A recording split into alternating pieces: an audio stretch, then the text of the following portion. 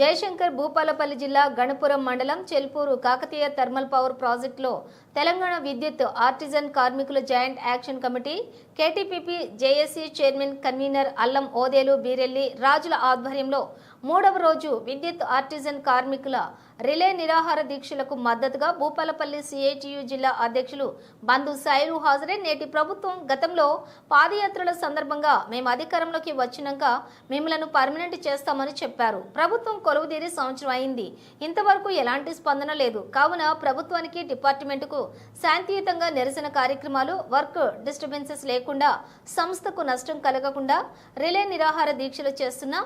Relay నిరాహార దీక్షలకు సంఘీభావం తెలిపేందుకు రావటం జరిగింది. విద్యుత్ శాఖలోని సుమారుగా 20,000 మంది ఆర్టిజన్ కార్మికులుగా ప్రాణాలను అరిచేతిలో పెట్టుకుని వివిధ రకాల బాధ్యతలను నిర్మిస్తున్నారు. ఆర్టిజన్ కార్మికుల కన్వర్షన్ అనేది న్యాయమైన కోరిక. వెంటనే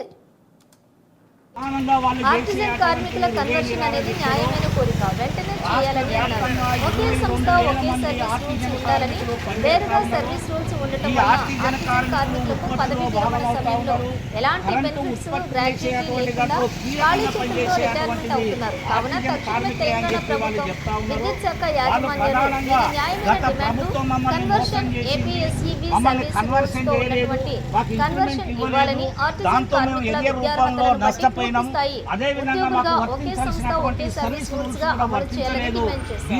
ఈ కార్యక్రమంలో ట్రేడ్ యూనియన్ నాయకులు TUEU CITU secretary Chiluveru Mallaiah, regional JAC కోశాధికారి మణి కోల శ్యామ్ నాయకులు వనపాకల సంపత్ నరసింహరాజు మరియు దీక్షలో కూర్చున్నటువంటి వారు N Odelu, T Sripal, T Rajender, K Ashok, D Lingaiah, Chandu, Mehboob Basha, Ramakrishna, Prashanth, Sampath, Narsaiah, దానికి సంబంధించినటువంటి జేఏసీ నాయకులు మల్లయ్య గారు ఉన్నారు.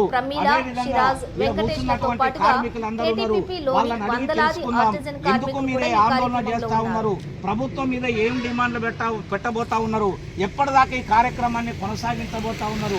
ఆ తర్వాత మీ ఫర్దర్ భవిష్యత్తు కర్తవ్యాలు ఏంటి అనేటువంటి విషయాన్ని తెలుసుకోవడం కోసం ఈ జెన్కోలో ఉండే అటువంటి ఎలక్ట్రిసిటీ ఎంప్లాయీస్ యూనియన్ జెన్కో రాష్ట్ర ప్రధాన కార్యదర్శిగా పనిచేసేటువంటి సిల్వేరు మల్లయ్య గారు ఇక్కడ ఈ దీక్షలో కూర్చొని ఉన్నారు. మల్లయ్య గారిని అడుగుదాం. మల్లయ్య గారు మీరు ఎందుకు ఈ ఆందోళన పోరాటం ఈ కార్యక్రమాన్ని కొనసాగిస్తూ ఉన్నారు? ప్రభుత్వం దృష్టి మీరు ఏం తీసుకుపోవాలనుకుంటా ఉన్నారు? ఈ విషయాలన్నీ తెలియజేయండి. నమస్తే.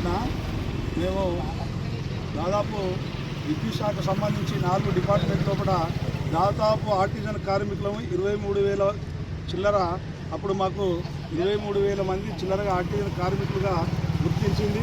దీంట్లో ఎల్పిడిసిఎల్, ఎస్పిడిసిఎల్, ట్రాన్స్కో, జెన్కో ఈ 4 డిపార్ట్మెంట్లకు సంబంధించి మమ్మల్ని అందరినీ గుర్తించి మాకప్పుడు ఫస్ట్ రోజు ఇచ్చిన ఆర్డర్ వేరు, రెండో రోజు ఇచ్చిన ఆర్డర్ వేరు, మళ్ళీ మాకు మార్చి స్టాండింగ్ ఆర్డర్ అనేది ఇచ్చింది. ఆ స్టాండింగ్ ఆర్డర్ ప్రకారం ఏదైతే ఈ విద్యుత్ శాఖకు సంబంధించిన వ్యక్తి ఏదైతే యాజమాన్యం ఇచ్చిందో ఆ యాజమాన్యం కూడా మాకు 5 సంవత్సరాల వరకు స్టాండింగ్ ఆర్డర్లు మారుస్తూ మాకు గ్రేడ్ చేంజ్ చేయాలి. 5 సంవత్సరాలు గడిచి దాదాపు 7 సంవత్సరాలు అవుతుంది. 7 సంవత్సరాలైనా కూడా వాళ్ళు ఇచ్చిన ఆర్డర్ ప్రకారం వాళ్ళు ఇచ్చిన దాన్ని తుంగలో తొక్కేసిండ్రు. దానికి వ్యతిరేకంగా ఈ రాష్ట్రంలో తెలంగాణ రాష్ట్రంలో ఉన్నటువంటి అన్ని సంఘాలను కలుపుకొని అందరము ఈ ఆర్టిజన్ కార్మికులకు జరుగుతున్న అన్యాయంపై మేము అన్ని సంఘాలను కలిసినప్పుడు కొన్ని సంఘాలు రాలేదు. కొన్ని సంఘాల ఆధ్వర్యం లోపల CI2, AI2, 1535, engineer association, diploma association, BC సంఘాల నాయకులతోటి కొన్ని సంఘాలతోని తెలంగాణ ఆర్టిజన్ జేఏసీ అని ఏర్పాటు చేసుకొని మా ప్రధానమైన సమస్య ఏంటంటే మమ్మల్ని